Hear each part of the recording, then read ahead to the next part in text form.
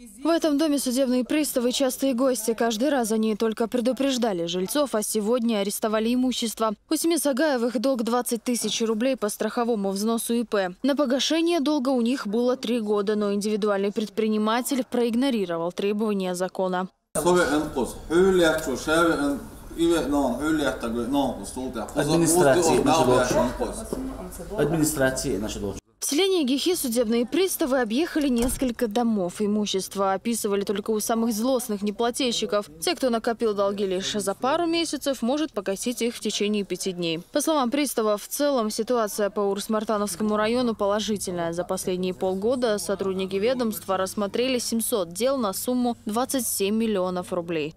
В рамках исполнения поручения главы Чеченской Республики Рамзана Махача Кадырова служба судебных приставов Урус-Мартановского района сегодня проводит рейдовые мероприятия по взысканию страховых взносов. С момента возбуждения исполнительного производства должнику дается 5 дней на добровольное исполнение решения суда или акта иного органа. Если он оплатит, мы можем снять арест и вернуть ему имущество.